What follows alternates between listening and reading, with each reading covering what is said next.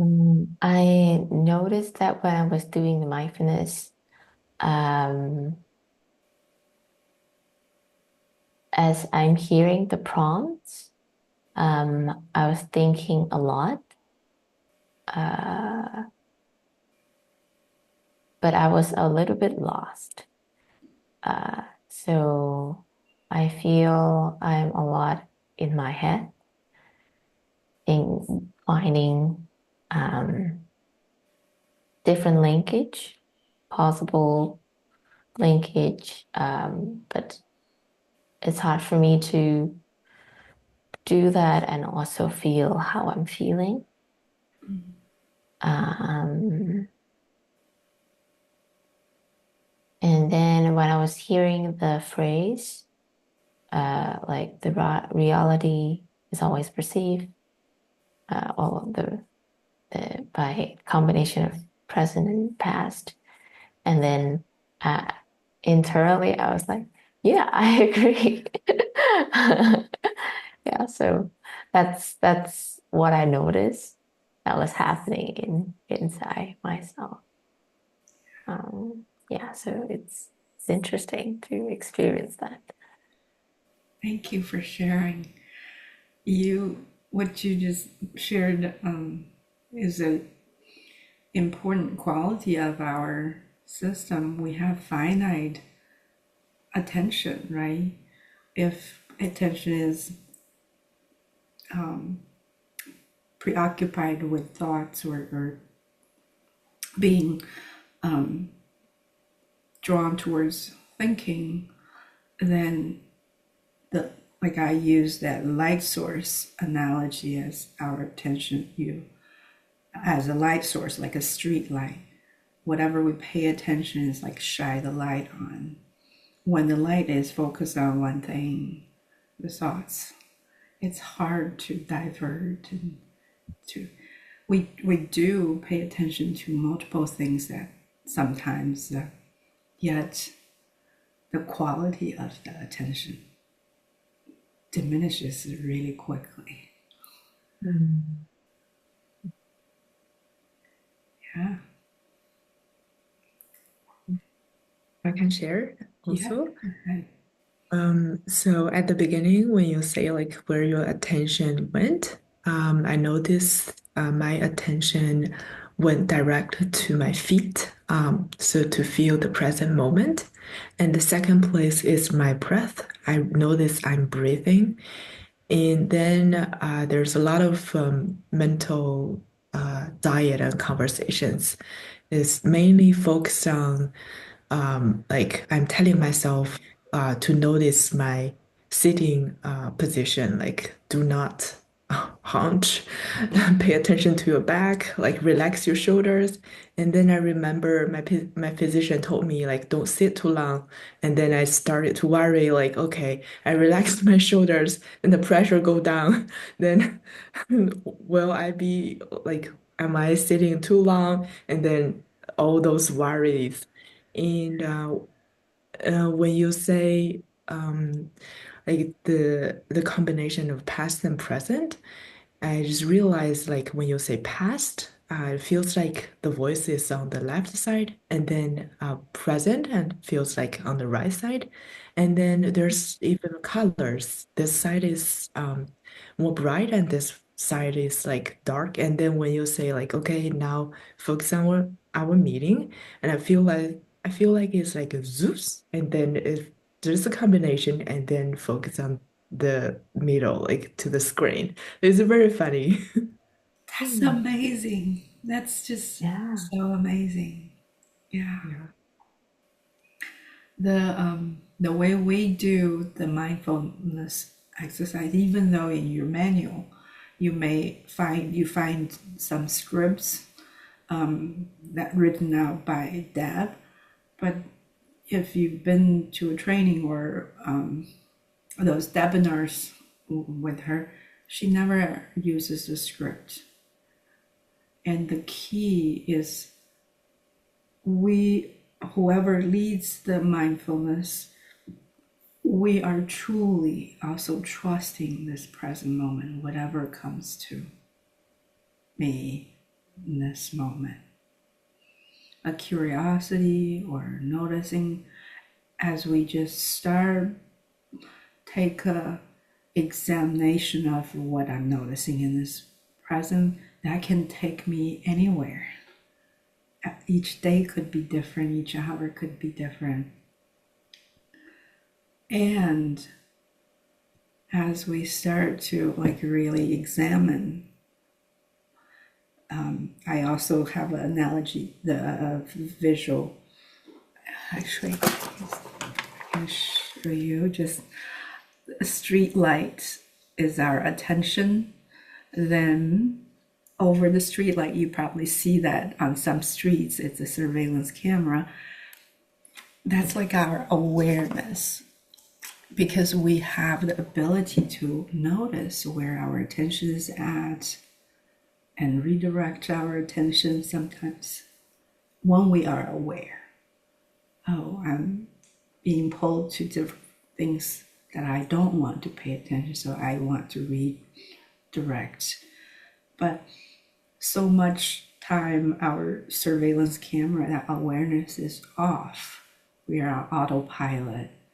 This kind of practice really takes a moment to force the surveillance, the awareness to turn on and examine. And when we do that, most of the time, our answers show up.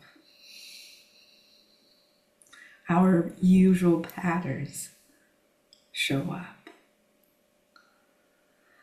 And just our brain or our nervous system's natural or habitual habit just show up. It's amazing how much we can, if we're truly just being curious, whatever is showing up. Oh, could this be something that's a pattern for me? Does this feel familiar?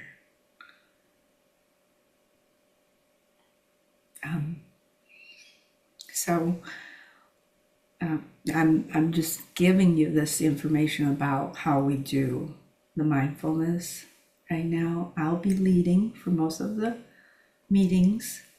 If towards the end of our 10 months, one of you would like to try to lead, you're welcome to let me know and give it a try.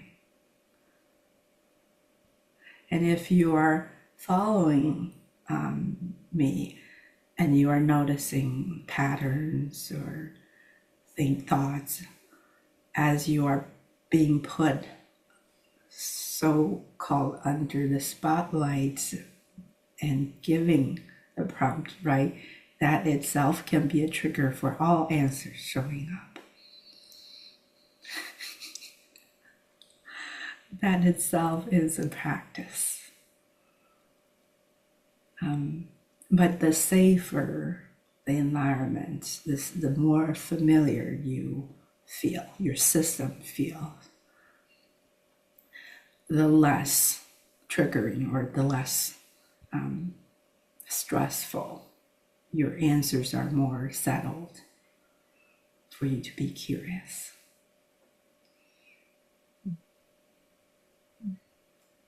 Thoughts, comments, feelings?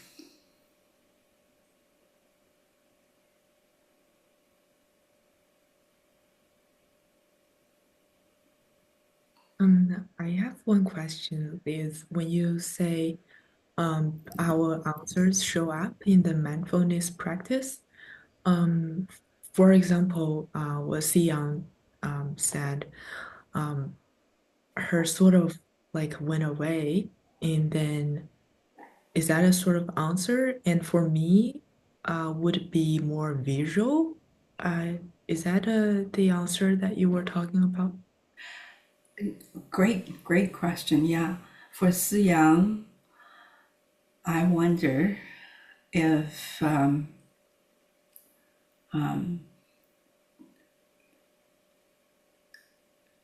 thinking could be part of your answer as you start notice or start examining where your your attention goes to naturally or first, and it was dragged in the thoughts, right? Deep in thoughts. Yeah. Does that feel familiar? It's hard then to really truly feel the input, the sensory input from this moment. And when we're in our thoughts, oftentimes the thoughts go back and forth from conversation from the past or worrying about future. It's hard for our mind to stay in the present. That's our mind, what the so-called mind or our algorithm. That's also, if you want to be scientifically look it up, but also several parts of the brain coordinates that the scientists call it the default mode network. It's called default mode network because when they put people under the functional MRI scan and give them cognitive tasks or things to do and scan their brains, they noted these areas become more active between tasks when they are idling, when they're not focusing on one specific math or whatever task. So that means really they figured out that when we are idling, our mind always goes back to review, goes forward to prepare and rerun something, realizing something, and then we can prepare. That's just the nature of our mind algorithm. And then if you're curious about the content of the thought, does that feel familiar? Where your thoughts went during that noticing, feeling like you're lost. The more you feel like you were not following me, the more the thoughts might get active, trying to figure out, trying harder to make connections and find back. And it's exactly what our answers do.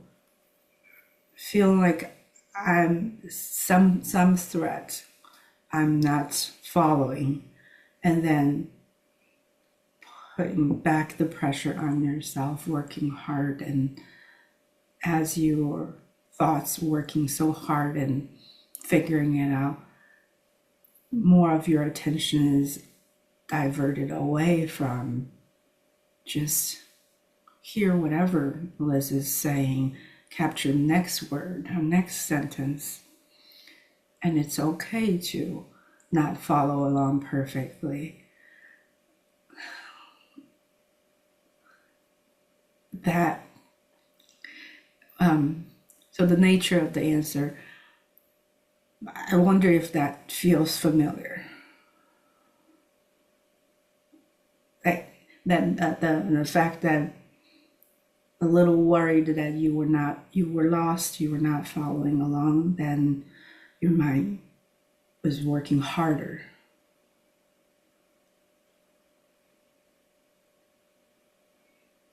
Well, for me, I noticed that when I was doing the mindfulness and I feel lost, um, and kind of could not notice what I'm feeling at that moment. I was just telling myself that it's okay. And kind of redirecting myself to what I'm feeling at that point. So that was what happened. I remember, I think. Yeah, okay. So my guess or my speculation was not necessarily reflecting your experience. But we're just inviting curiosity to examine whatever shows up. For Lila, I can also just make some guesses. You were noticing being present. Then just a simple thought that I want to a good posture, straighten my back,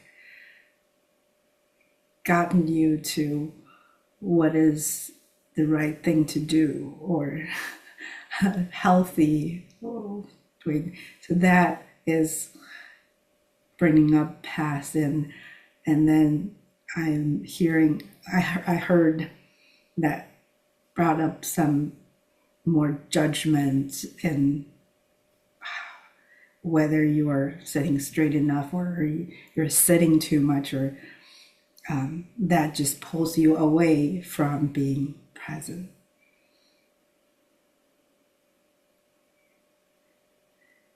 I wonder if that feels like something it's familiar in your life.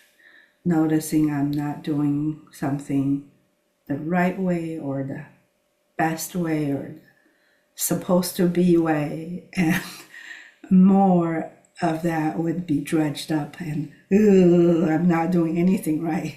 I don't know. Does that feel familiar?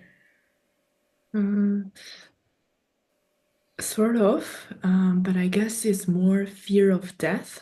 Like, Health yeah, related. I'm yeah, genuinely worry about my health. Okay. All right. Yeah. Great. Yeah. Just like that. My guesses may not accurately reflect, but I'm just offering as a guess, and then the client can correct me, and that's great information. Mm. So then that's great awareness when it comes to health and wellness and living, death, and okay, that's probably occupies a lot of your working memory. And as for that past from left, present feels like you're on the right. That's really interesting to me because I was researching or doing just even how we perceive time in cultures where we write left to right. People often perceive left side is the past, right side is the future, and only kind of past, present, future, we have this direction. I'm not sure if Zoom is measures or yeah is the right way, but to me, left, right, middle, right is past, present, future. But for cultures, they write from the right side to the left, and they perceive timeline differently, past, present, future. And there are cultures, indigenous cultures in South America or even Australia, they always, their language always orients to the absolute north, south, west, east. So their time perception is always, I think, from past, from back here to front. So even our perception about time could be a result of our language and our culture. So that's just fascinating. Very interesting. Yeah. And then just coming back to here, and it's always a combination because we perceive some information, and as we're perceiving our old patterns or what we know always projects and actively constructs.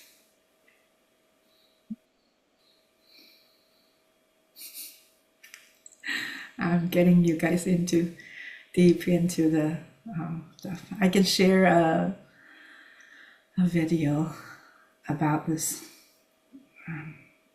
Yeah, the scientists understanding about consciousness, how our mind constructs reality. A TED talk. You were really getting the nerdy side of me out. Yeah, thank you. One more question, Liz. Then do you do this kind of practice to every client or like every time in like every time when a session begin, even for in clients that come in like consecutively? I don't yet. The in a way, our phase eight. This let's tie back to EMDR. Our phase Mm, eight check-in is kind of a you can do it. Invite them to do a mindfulness noticing, and with phase eight, you can train the client to start with, okay, what you can report what you happened from the last week and what's showing up right now, right? We're collecting information about between sessions, if they noticed anything as they are bringing up, oh, something triggering happened during the week. And I always want to, as you bring it up, what do you notice right now? Yeah, I'm still a little bothered by it. Right? Or if they had a dream and they are bringing it up, I would take the opportunity to pause. As you're sharing this with me, what do you notice in you right now?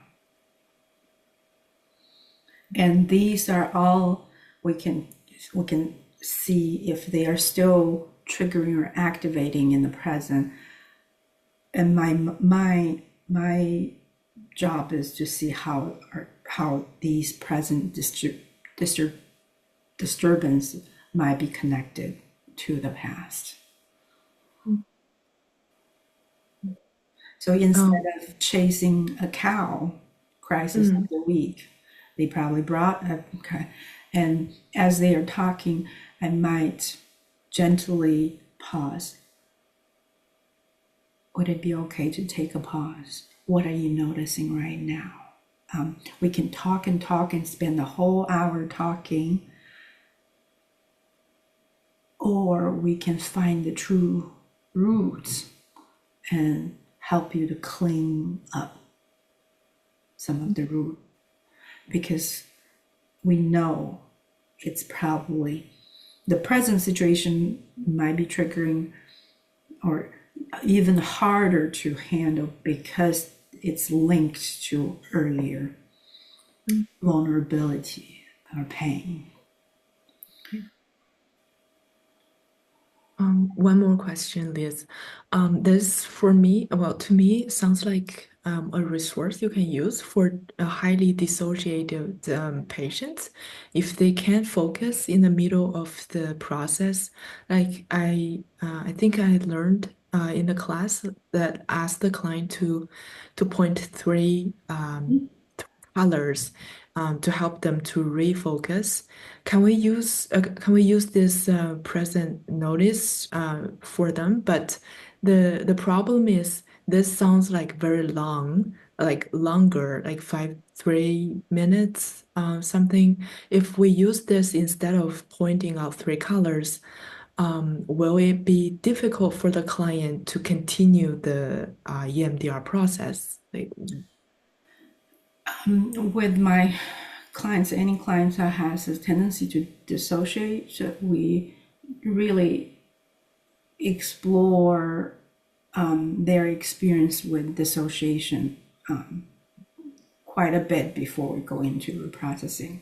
And each person's cue about when they start to feel dissociative may be different. So we talk about what tells you that you start to feel. What do you notice when you start to notice you're dissociating? Some may describe that feeling like they are pulling further away. The sound in my voice may fade away, or their vision might feel vision might feel blurry, or they are just feeling a little more numb, not alive, or even some people feeling sleepy. Whatever it is for that person, you kind of really bring awareness to the edges of they are still present, then they start to feel a little bit dissociative, they are completely gone. You want to work with the edges to bring awareness. As I have a scale I use with them, just 0 to 100%, how present are you? First, the person may not, what do you mean? How can I tell? I don't know. Your best guesstimate. Then they start to, and they start to have okay, maybe 70%, or I may guess 70, higher or lower. And then as we interact different spots, I might, when I feel this person's fully present, really, like when we are playing a game or we're in a conversation, they are really engaged, and my mind pause. Oh, I think I'm noticing you are really present and engaged. What are you noticing?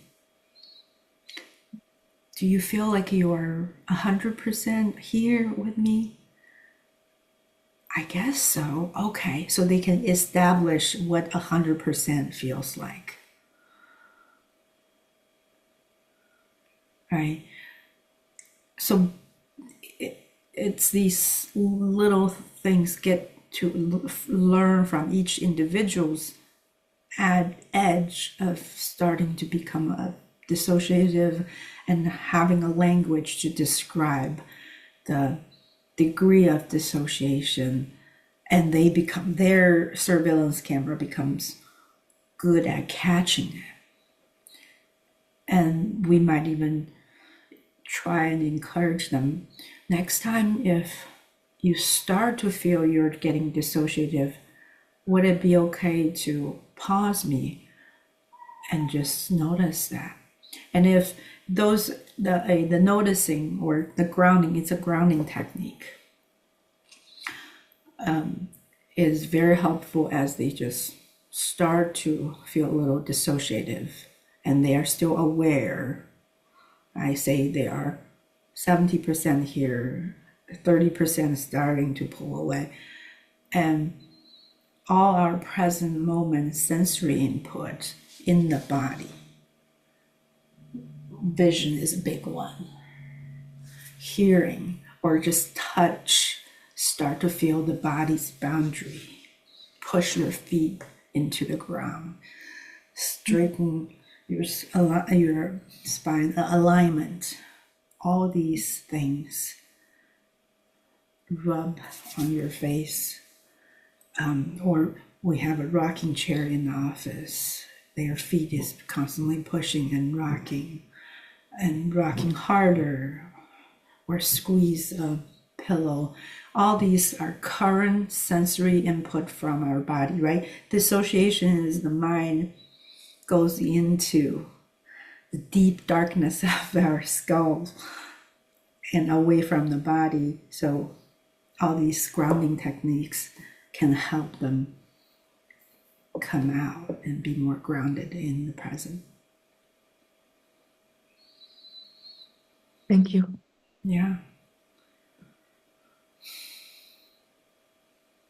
I have two follow-up questions regarding Lila's question. So that's one that will you do, say, like a formal dissociation assessment with client when you're in the preparation phase?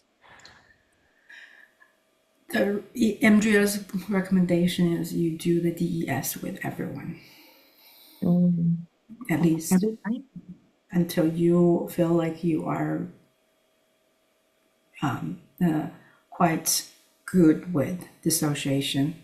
I I can I started with doing not everyone, but anyone I suspect would have some dissociation, but you can't really tell. Many people who may have dissociation tendency, you can't tell.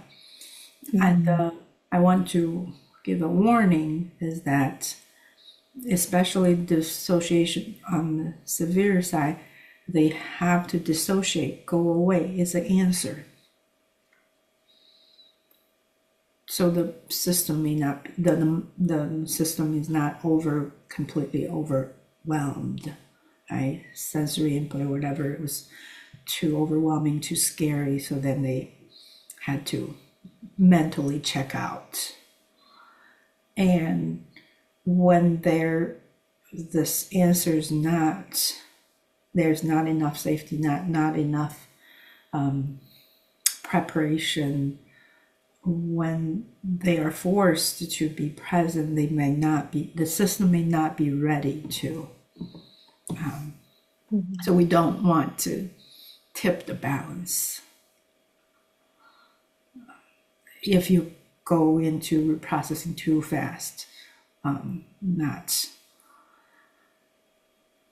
the client or the system may not be fully prepared what might happen. Mm. So would you recommend, as we are starting with our clients, to do DS with everyone, even though we don't feel that they might dissociate?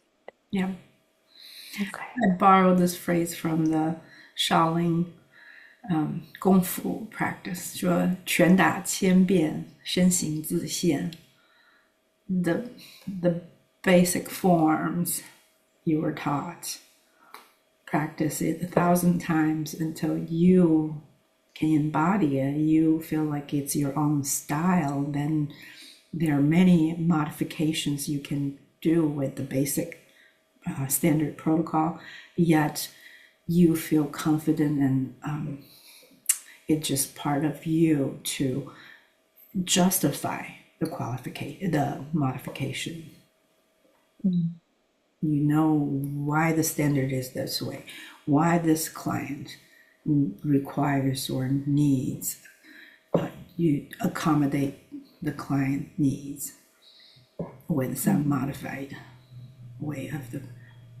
But until you are really, the protocol has become part of you, right? Mm. It'll be a process. It's not a one day you wake up, you feel confident enough to do that. There'll be a learning curve, still questioning, am I following the protocol or do I need to make some adjustment for this client? But eventually you try and try and try and you feel more, yes, I think this client is justified. But starting with the basic form.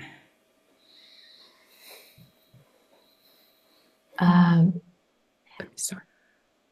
Sorry. So I have we were also told to do DS with clients in our training. And then recently, one of my friends started training with another trainer, and then they said that DS is not accurate. And then they recommend them to use a paid version called MD or MID. Yeah. How do you think about that? I don't know. The other one, that's a more sophisticated. DES is a screening tool, just like the PHQ-9 for depression and Mm. for anxiety, five questions for Yeah. anxiety. It's a screening tool. It's not a diagnostic tool. So the other Mm. paid one is more sophisticated for diagnosis. Oh. But I don't have to diagnose my clients. Mm. I see. Most of my clients in the chart for insurance purposes, it's complex Mm. PTSD or Mm. chronic PTSD. And so what I'm saying, the DS to me is not just the number results you get. It's the process or it's the actually doing with the client and being curious. Oh, this situation you don't remember. Oh, tell me more about it. Or this situation you feel like time passed and you lost track of time. Tell me more about. It's about curiosity around like if this client is showing higher scores, higher than 30 or 40, what kind of situations they might check out, right? What kind of situations they are not checked, they are like just as fully engaged and alive, and is there any patterns? Mm. So it's the information yeah. Mm. And even with a certain number of scores, if you are really getting to know the client's dissociation, what their dissociation may look like, how it may show up as we go into processing, and what kind of memories maybe we put it out there explicitly. I wonder, yeah, in one of the predictions, I wonder if we go into the processing so distressing or hard, maybe you will start noticing the dissociation coming in to help. Mm. And if we can catch it, either you can stop me or I can notice. I'm noticing it's taking a little longer for you to respond to my question, or I wonder how present are you, 0 to 100%. Mm. Does this feel if you are still present enough to keep going, or would it be okay for us to pause and do a quick grounding exercise to come back? Then after, how present are you again, 0 to 100? Does it feel okay to go back to the memory?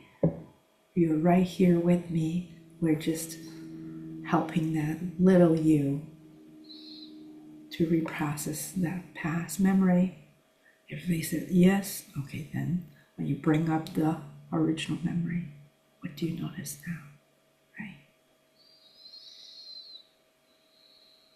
Is no surprises for the client or for the therapist, since you predicted it and prepared it for it.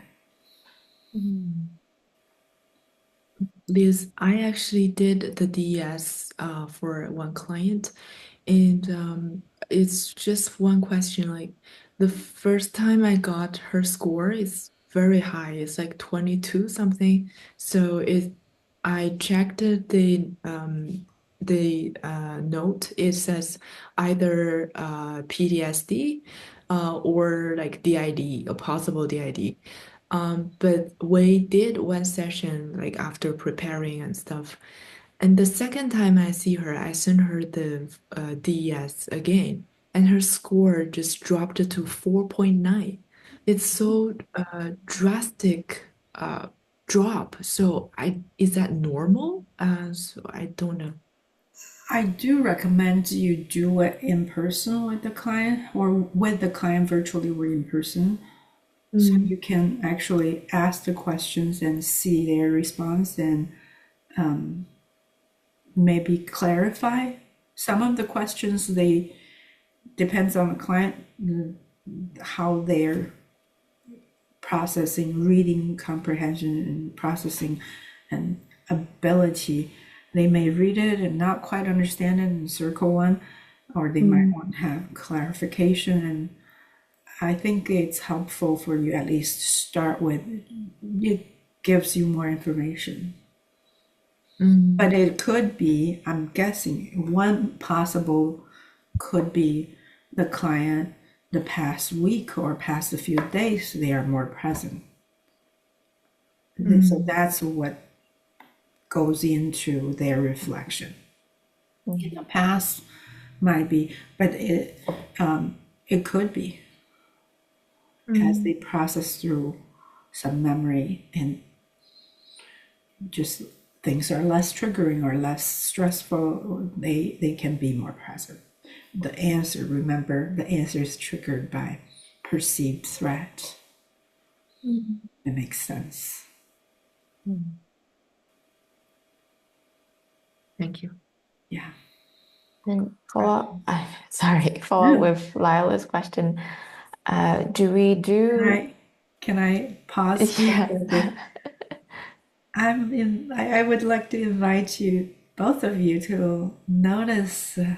Well, I'm noticing. I think it's showing up enough times for me to maybe say could be a pattern to apologize for asking a question. And I invite you to notice, okay, yeah, what it what it's like to, or if it's feels like familiar pattern, I need to apologize for asking a question or taking up space. How was this helpful in the past?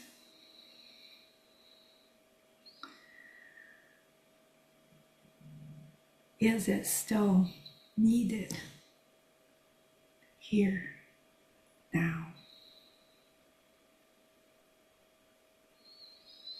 Do I have options or freedom to choose an alternative behavior?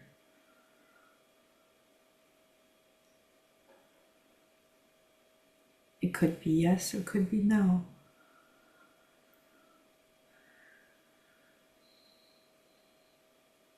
What do you notice? Yeah, I know that's a pattern of apologizing when take up space. And that's,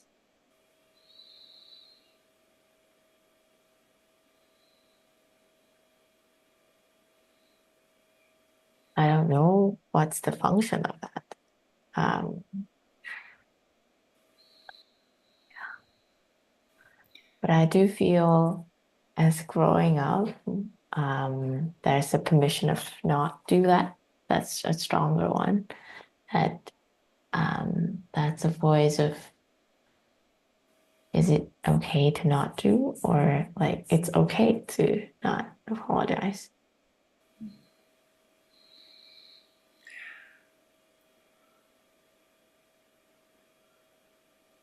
Good. So this is the present moment awareness.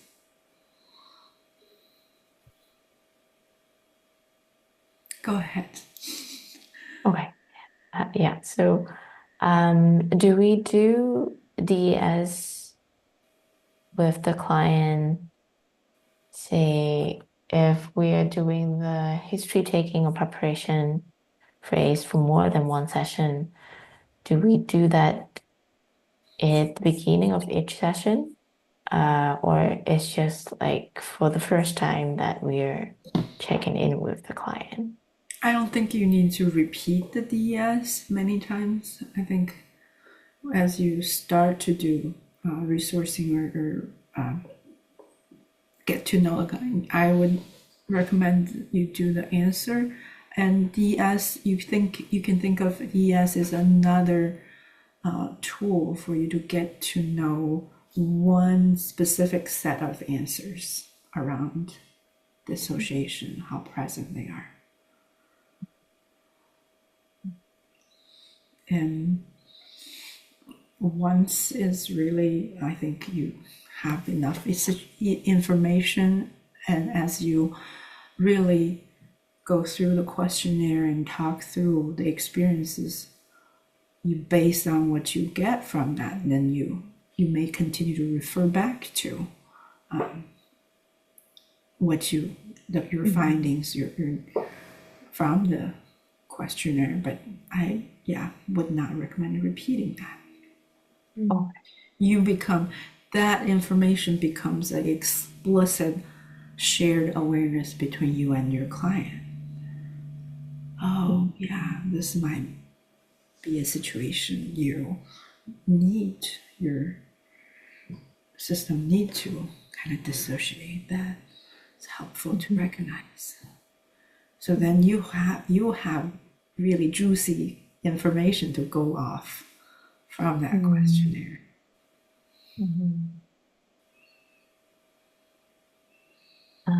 I have another question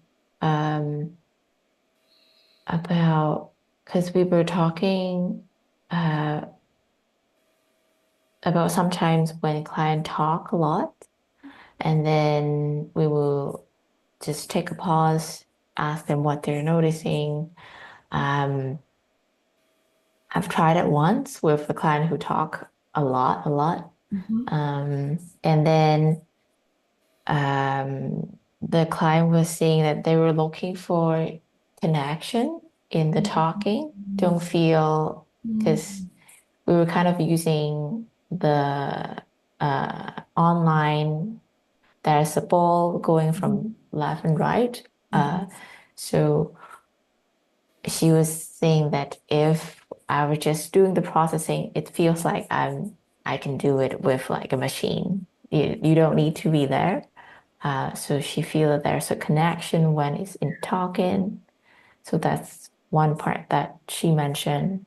And then the other part is she felt that when she's doing the processing, she still feels very triggered by the present issues that she's holding.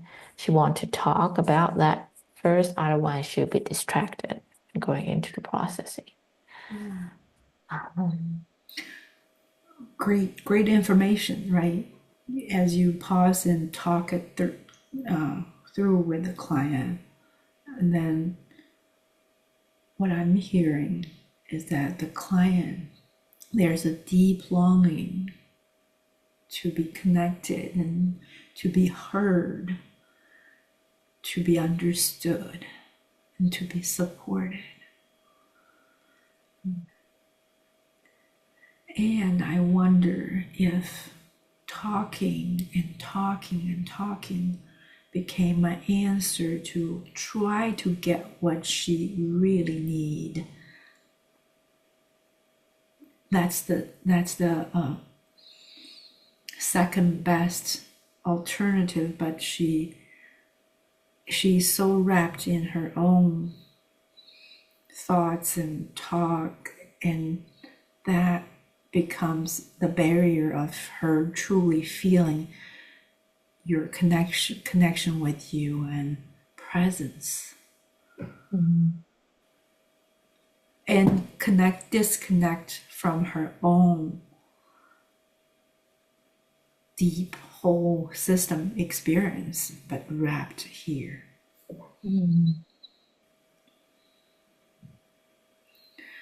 So one reflection I've been savoring lately is all our answers, or most of our answers, almost all, that is creating some disconnection. So before we can co-regulate with each other, there has to be a co-regulation within me, my mind and my body. The signals coming from my body, my mind can interpret and work with that. instead of so many of our clients and us too, often the mind and the body are against each other. Don't send me that signal. I want to ignore you and answer my requests. We need rest. And again, I'm being shut down and being denied or whatever. So the mind and the body they can't co-regulate. They became enemies, or if not competitors, of our attention. And most of the answers creating just further enhance that disconnection between our mind and body. And when we are not really being fully present with our full experience, then it's a barrier also for us to be fully present with another person and connect. Because it's another whole person in front of you, the body language, the subtle signals, right? There's so much communication beyond words here. If I'm shutting down that part of me perceived by my body, just using the logic in that. So anyways, it all answers is creating or enforcing some sort of disconnection. In this client's case, what they want the most, they had to kind of get a second alternative substitute that was what maybe helped them to feel they could get a little bit of that, but they are really not getting what they truly need.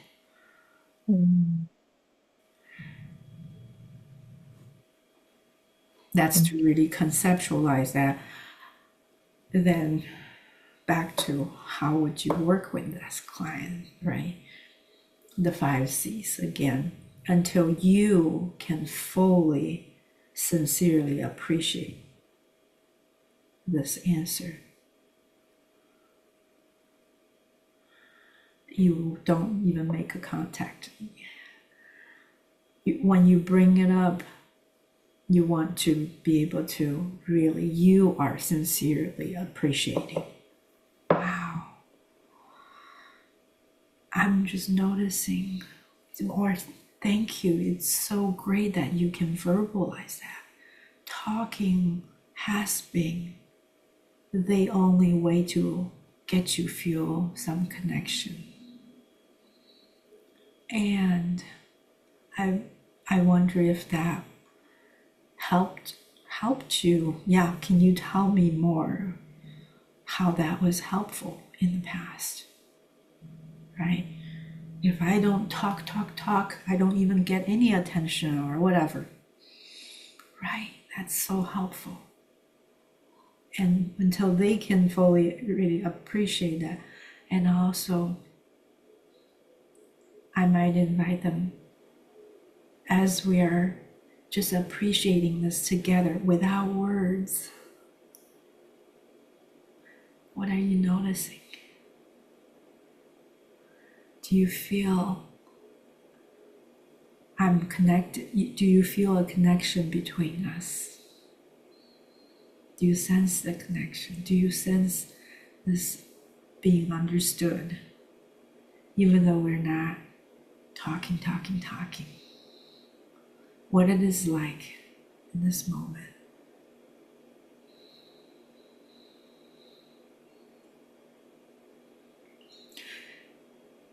So when someone can truly feel the connection, being understood, being seen, they get a visceral experience of, wow, I don't have to keep talking to get what I need.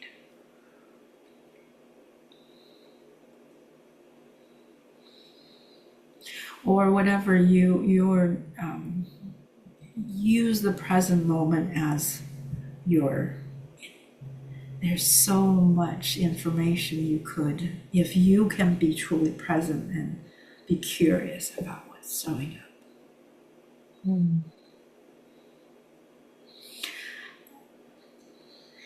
Now, I have a client example comes to mind. Would you like to hear about it? Yeah. So the client also a talker, a lot of anxiety, a lot of problem solving, a lot of fixing, and to a point, we have been doing processing, and she can access the deep feelings to an extent, then it just triggers talking so much, and it's just on the surface, problem solving, worrying, frustration, irritation. What else they are other people not doing, and what else I can do, or so it's kind of a pattern. And at a particular session, in the session, I was noticing she starts talking about one thing with one family member or something. And I pause. As you bring this up, what are you noticing? I'm really disappointed. Okay. You tap with me. Notice that for a moment. As they're just noticing for less than 30 seconds, and then goes on to talk about another thing. And I give her a minute or two, and as you bring this up, what are you noticing? Anger. Okay, it's okay to feel that anger as you tap with me. Feel it. And then we went on probably 7 or 8 different things, and each, when she can label one, she can't stay for long. And at that point, that's what I'm noticing. I'm just, hey, would it be okay for me to share what I'm observing? I think I'm seeing a pattern. The talking almost is like whatever your analogy or it's kind of a lily pad, or you hop from one thing, talk, solution, worry, frustrate, and then you just, if I invite you to dip your toes in the water for one set of ELS, it's too hard. You immediately hop onto talk about another thing. So I described what I was observing, and she was able to pull back and, yeah, that's kind of right. It's too hard to feel.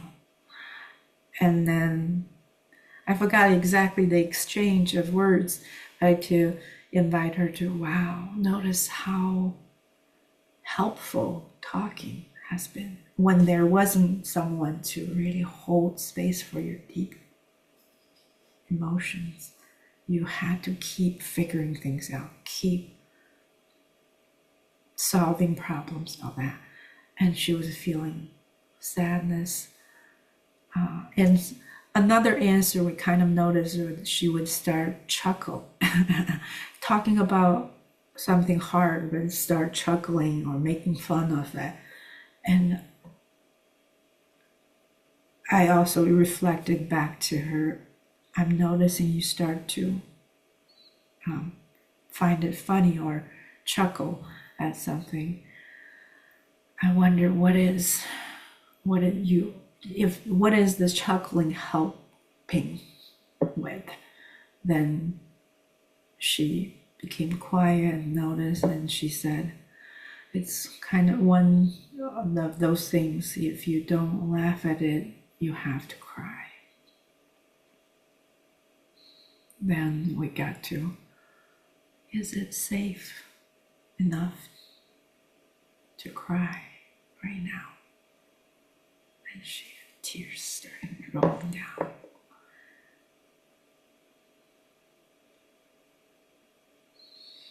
And it took a while. The talking would still come out when we get to some really hard stuff. But it took a while. But I gently pause and invite more curiosity. Over time, the client is really also recognizing the the real benefit of staying with her vulnerable emotions, especially sadness, anger. Then every time the reevaluation, there would be real relief or less reactive after we really process some big sadness or anger. Anyways, then it becomes more of she's motivated, she's feeling okay enough to go deeper in these emotions.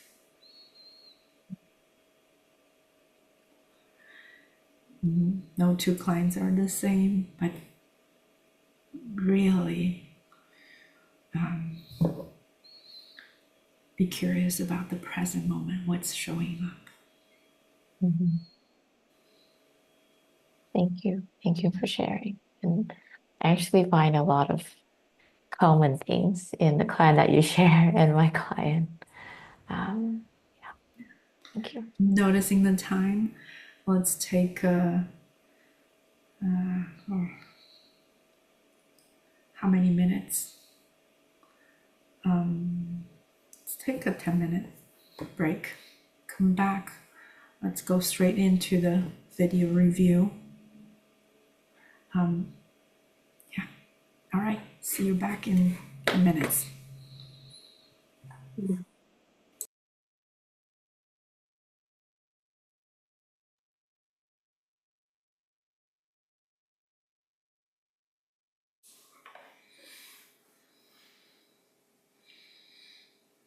You're good. We said 10 minutes. It's not quite 10 minutes yet.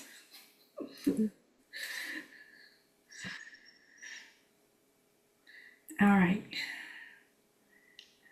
Who would like to go first? First, maybe a little reflection, what you did well, what you have questions or could be different. Then you can pull up the video and pause wherever you want to get feedback on.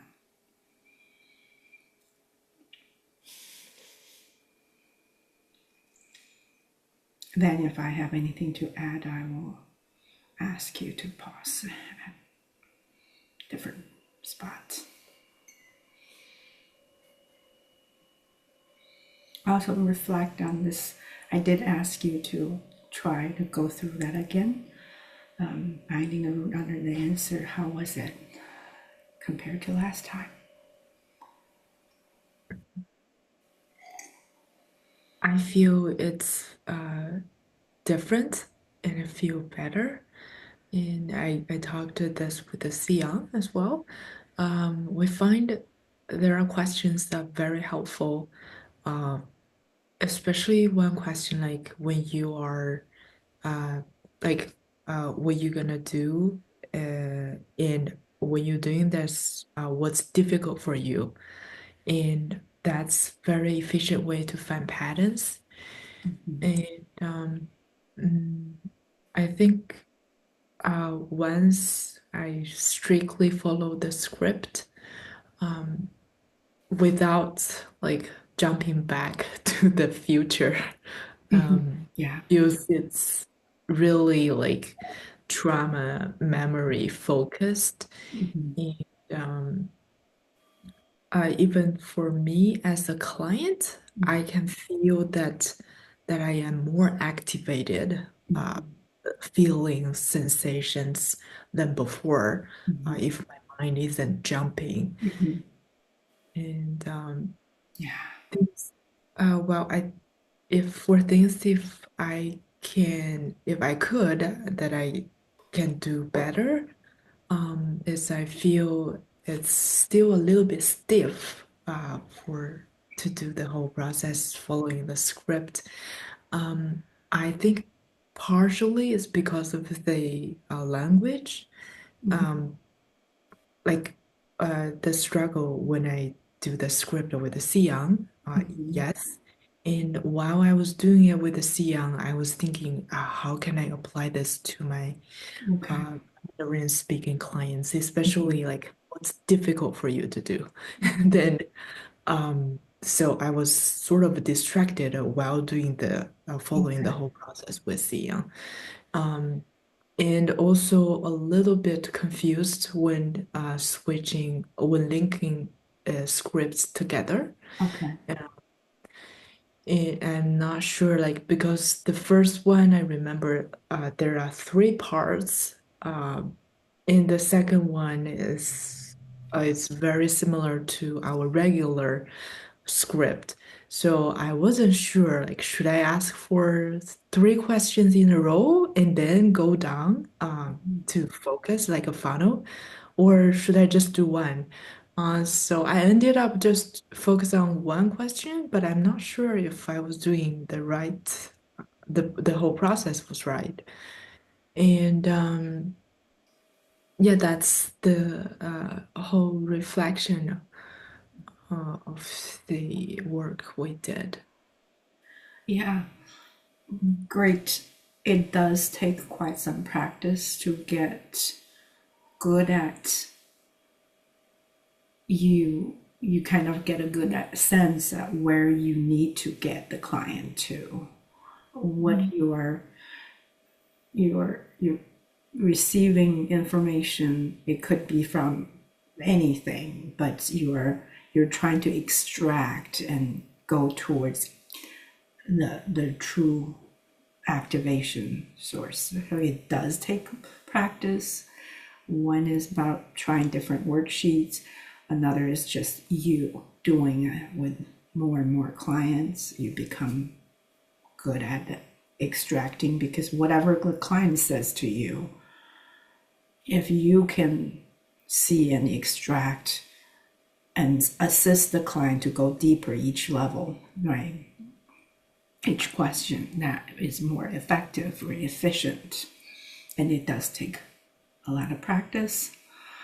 No worksheets are perfect. These just different formats that different people you start to follow scripts, follow some logic, but then you built your sixth sense. You either with one script or one order, or eventually you don't necessarily need to follow a specific order, but you, from whatever the client brings in, you can see what answers might be showing up, what's under the answer. You can still guide, extract the information, guide the client to the true activation. It's a process. Mm. Yeah. Good reflection. So now you really understand lighting up the system. Let the system show you what's there. Good. You want to pull up the video? Or did you have a question? Let me think. I do have one question, but maybe not related to our process. Um, in one session, my one of my clients, she was really quick. Like the Say whole, that again, sorry. so she was really quick in the processing. So in our 1 hour session, I only used like 20 or 30 minutes, and I did all phases. Mhm, So I started to do the second memory, like mhm, mhm, chronicle wise. And then she, so I did it after I did the body scan, and then I said, okay, let's see another memory that we can mhm, work on.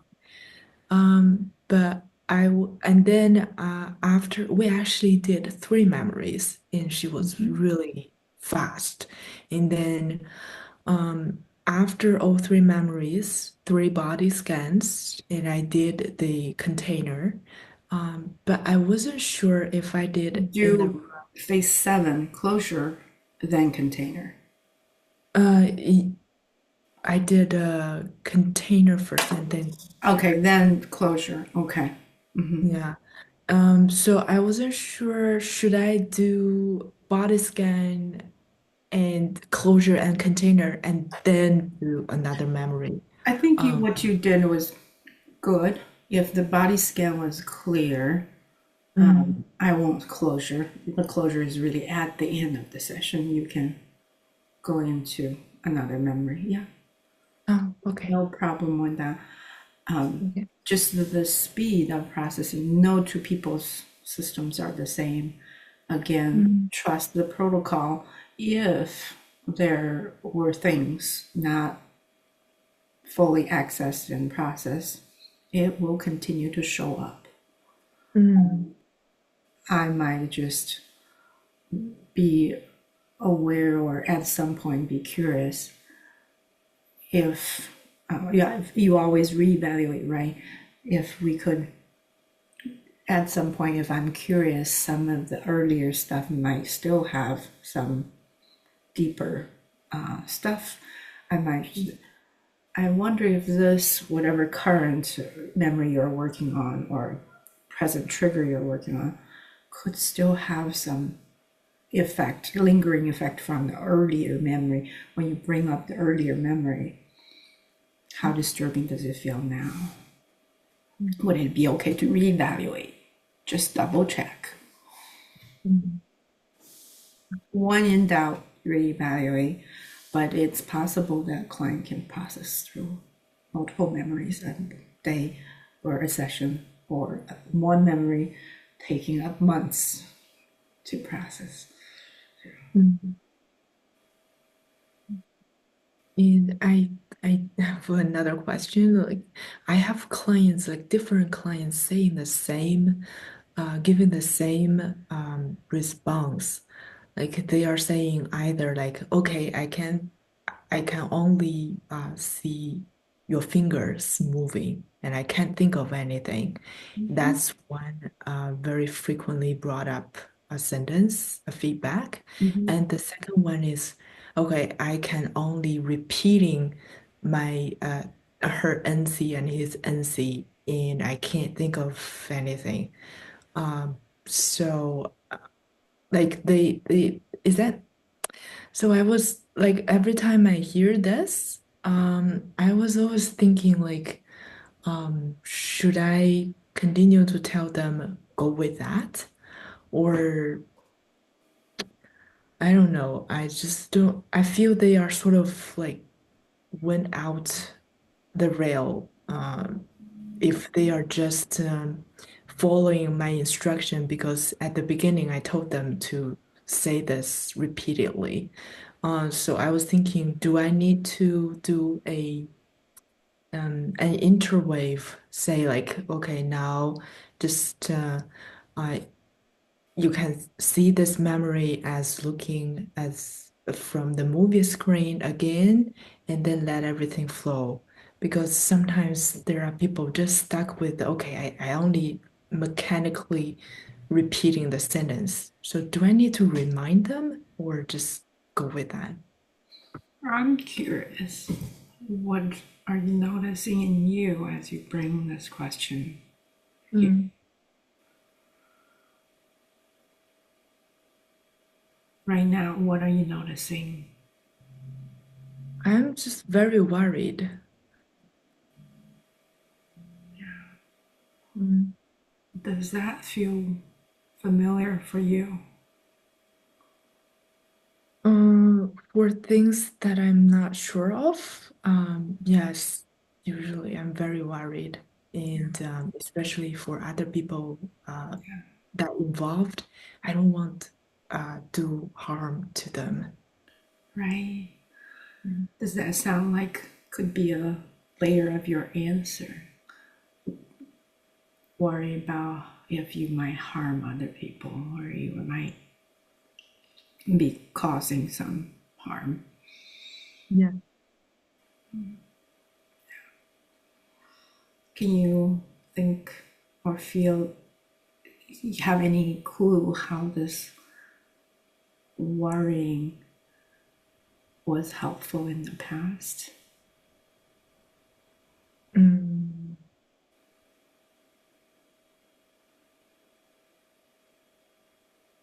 it helps to not hurt other people Right?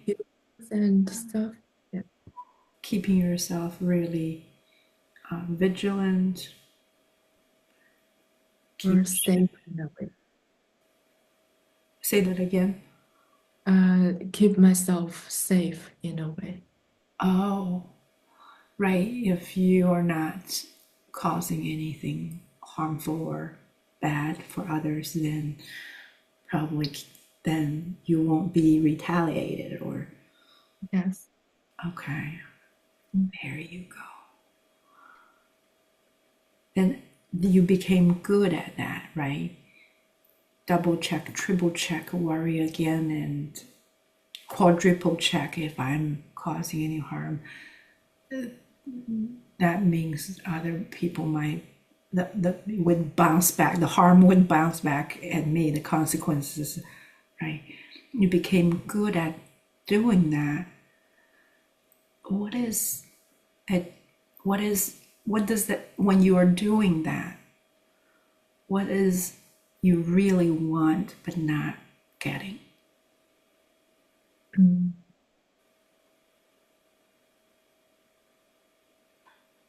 I want to know that I'm doing the right thing and I'm not getting that certainty. Okay. Mm. You want to be reassured that you are just fine. Yes. I wonder if we could maybe, if there is a layer deeper, that you'll be accepted and appreciated and celebrated just for who you are, not having to do extra, to do right.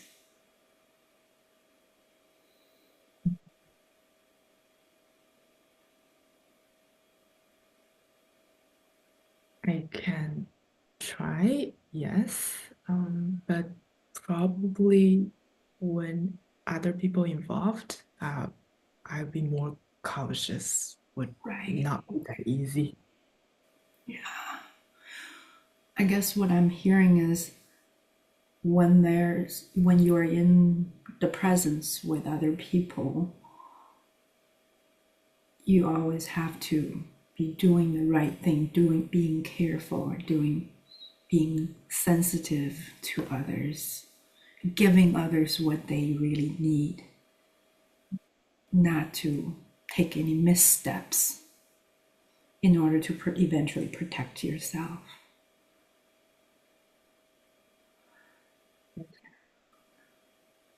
I I could see that is something you had to do to stay safe. Does that mean that's an answer, right? In Mm. order to stay safe, I have to do this. Yeah. Any speculation that the little you, young, much younger you, how you learn to be good at doing that?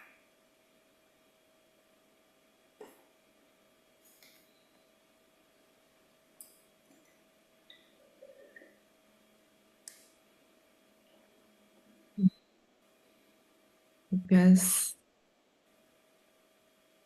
how my mom commented, like like when I take care of uh, my younger sister or brother, if I, you know, help with the diaper and stuff, then yes, you're doing the right thing. And if I sort of neglected them or even like did wrong things, then I got criticized. Right. So you had extra responsibilities, and if you didn't do right, you were punished or scolded, and right. Mm. And just being you was not enough. You need to do extra and all right. Yeah, I think so. Now think of it. Yes. So I wonder, what is it you really truly want, desire for, but not getting? Mm. If anything is possible, sky's the limit. You can dream for the ultimate thing you long for.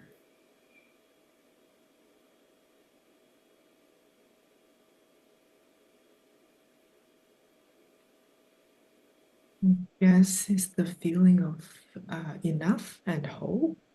Yeah. Who I am is enough, being fully accepted and appreciated and welcomed, not having to do extra, not having to do it all right. Mm. There is our longing, relational longing.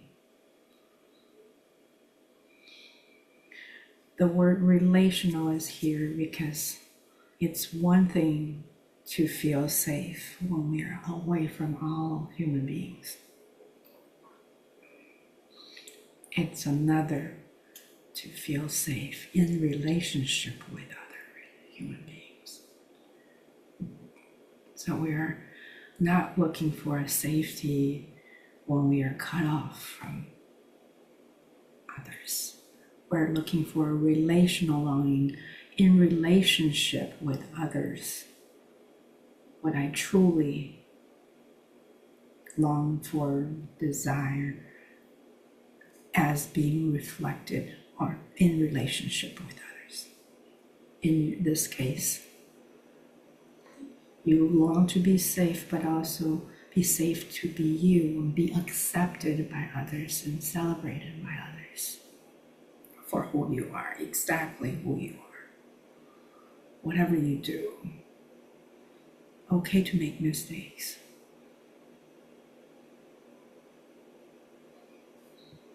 There we go, just demonstrated finding that longing.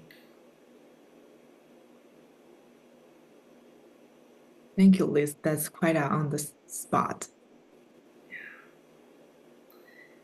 So relational longing, remember, we see Mm. ourselves through the eyes of others. How eventually I don't have the worksheet in front of you, but if you have it, the brackets, the prompt, you're listening for safety, connection, responsibility. If you have to do extra, that's an answer. I don't have to do anything and I'm still being connected, still stay connected, or still being safe, or still being accepted.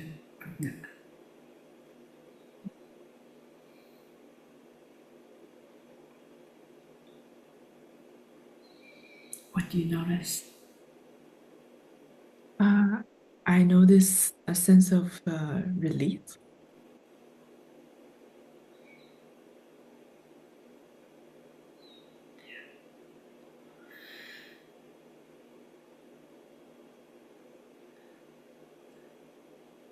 Would you like to pull up the video, or do you have? I did reveal it. I have a few comments I can send with you with the feedback, but yeah, think about the practice. If there's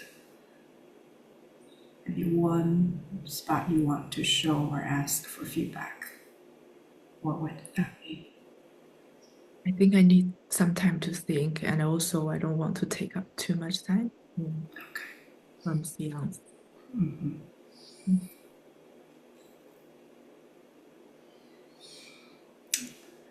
There's one thing, feedback for both of you. I might as well just put it out here. I noticed both of you stopped after you got a couple memories, and went straight to closing the session. As I was reading your script and went to the video, I was like, no, no, no, you never stop here. You would rather squeeze more time from your closure or container, but you got the system all lit up. You worked so hard to get to the real longing, sad, negative belief, and the system is lighting the way up, and you say, okay, see you next time. No, please don't do that. It may take 2 minutes. Just, what about an earlier time? What about an earlier time? Write down whatever you get. Any earlier stories? Does it feel there's a charge? Can you take a moment and sense if there's anything earlier? Write them down. Get the touchstone the earliest possible before you close. That was driving me crazy. Ah!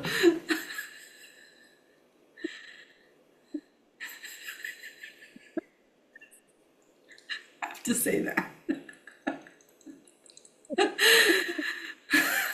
We both felt the same. Me and SiYeung, last time we weren't really good at controlling the time, so we made a deal. Okay, this time we're gonna go strict with our time. That is one time I would say, even if you have to go over a couple minutes, it really takes 2 minutes. Just, what about an earlier time? What about an earlier time? What about an earlier time? Really exhaust that light, that, like, think about a light that never been lit up. The nervous system has lit up and show you a path going into the deep dark forest, and you want to get to the very end, at least put marks there before you leave. That would be my only exception, let alone you had time for container, you had time to wrap up. You do want to have good time to help the client regulate, but you could have used 2 more minutes. Because if you have to go back, it's not about, oh, bring up that question or that memory last time. It's the state of that nervous system. That past was laid in front of you. Yeah. Those memories, those networks are hidden for most part, in decades, hidden. And all this work was to light that past. Please don't do that again. With that said, if you are still just getting to, you are really running low on time, and you are just took all the time to get through the present triggers and really identifying the overall disturbance, it's okay to stop there. Right? You're really running low on time. But as the more you practice, the more efficient you will be. And once you start to get to the earlier memory, please don't stop right there. Okay. Thoughts, notices?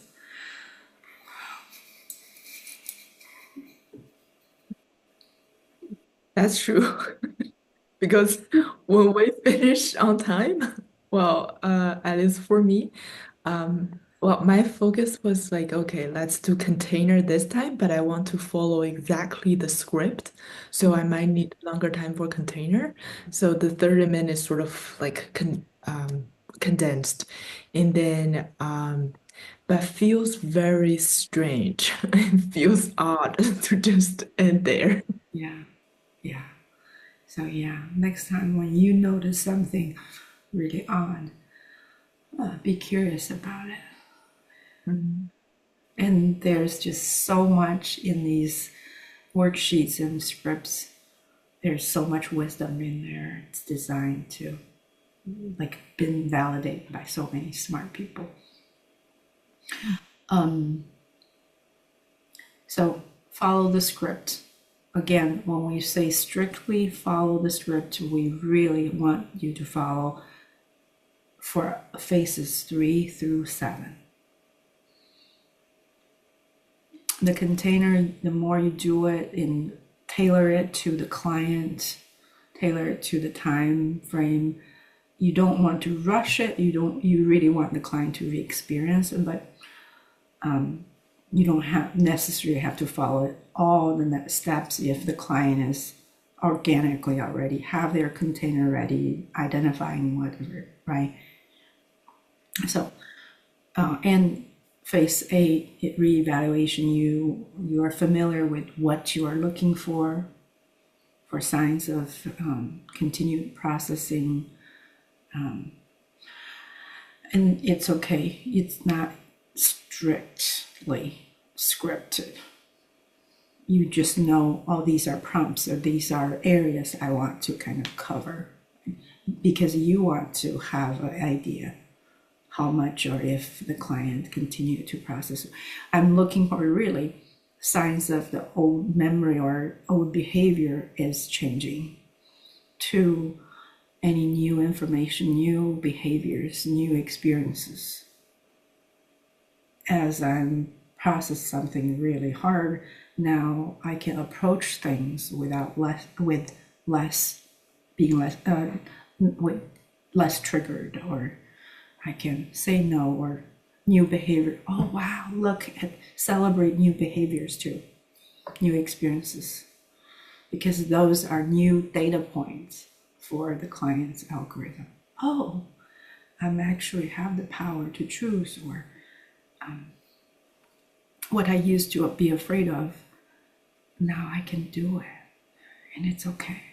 So those are also important to celebrate. And future template protocol doesn't, because it's not a memory, it's something hasn't happened. There is a script, but you need to talk about it and have some prompts. So strictly follow the script, phases 3 through 7. Clear? All right. I'd like to invite you to notice, how is it this time? As Liz pointed out, your mistake.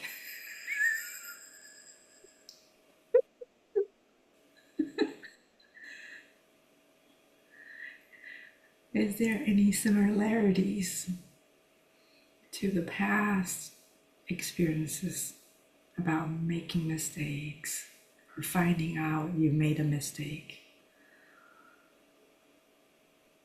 Is there differences with this experience compared to past experiences? What do you notice?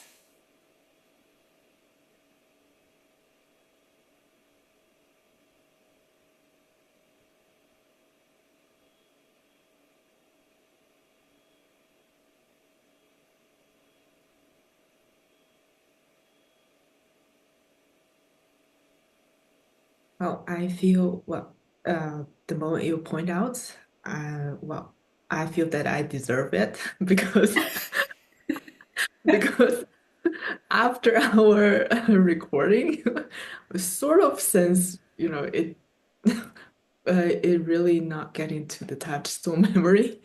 And comparing to before, like when I was making mistakes, I feel like very nervous and feel ashamed. But I think, uh, but in this session that I know that I supposed to, and I, it's inevitable mistakes, so it's more open and less less nervous, I would say. What about you, SiYeung? Uh, Nothing's firing up in me. I don't even regard this as a mistake. Because I do feel when you were saying that that feeling of don't stop, and I was like, oh, I actually noticed this. That's a similar feeling in me when I stopped. I almost questioned myself. Oh, actually, should I stop here or not? So that kind of echo like a question in me at that time. And then I think it brought up a reflection in me that maybe I can trust myself more. I can trust my feelings and what I'm noticing at that moment more to go with the client. Awesome. I guess I am hearing you both feel safe enough that it's okay. I make mistakes for this, at least in this process, and I'm learning and being open to what I learned from the mistake instead of so obsessed with the fact that I made a mistake. So basically, the outcome from making mistakes is that I learn more. I can trust myself more compared to maybe in the past, I'm punished or I'm ashamed, I'm bad or I'm judged. Beautiful.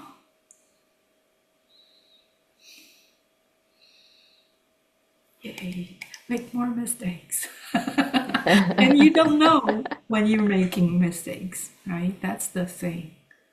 But don't be afraid of making mistakes. I hope this new experience you can come back to it and really savor it.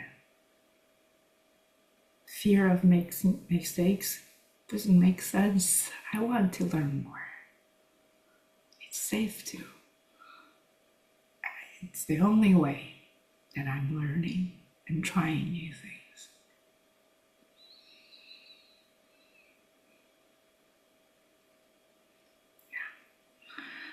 All right, we are. Time flies. When you're having fun. We are nearing the end. SiYeung, is there any question or anywhere you would like clarification, feedback? Um, I think overall, last session with Lila, I do feel that using the new, like the finding the root worksheet, combining with other worksheet that we were using in the past, it's my feelings very similar with Lila. Like it's really helping to activate things. I also feel like that kind of chaoticness when going through different worksheets and kind of lost in the process somehow. Um, but still being able to take pause and find where we are at. So I would say the process is quite similar with that, with what Lila shared. Um, so yeah, I don't really have a question regarding the process itself, but I do have like a admin question that I want to ask both of you about the scheduling for Mm-hmm. next month. Mm-hmm. Because I'll be returning to Hong Kong next week until the mid-April. So I'm thinking, will that be possible or will both of you be available if we move our session to the 24th of April? Okay, so right now we're on March 13th. Next one scheduled at on the On the 7th 10th. or 10th April. No, yeah, 10th. So you would like it to move to be on the. I won't. I will be in a training that week and Okay. traveling. Okay. Would you like it to? So 10th. Because on the 17th, I'll be moving to a new house. So it can be very chaotic here. So if it's say on the week of the 14th, will any other Can day? we? Yeah. I know you need to go for your next meeting. Can we figure this out maybe through email? Okay. Okay. So for next practice, you, both of you, will need to go back to maybe start with the longing. Maybe explore a little more if you feel the longing could be deeper and more generalizable to go across. If it's deep enough, it's always generalizable to all aspects of life. So when you feel like the client can only come up with examples for one area, that's usually a sign. Maybe the line could be deeper. I put in the comments too. Start from the longing, then recent trigger, and keep going. I hope you can go into reprocessing with the earliest memory you get to, memory or story that holds a charge, and then go from there. All right, clear? All right, good work. And you are exactly where you're supposed to be. I'll see you next month. We'll figure out a time. Okay. Thank you. Thank you.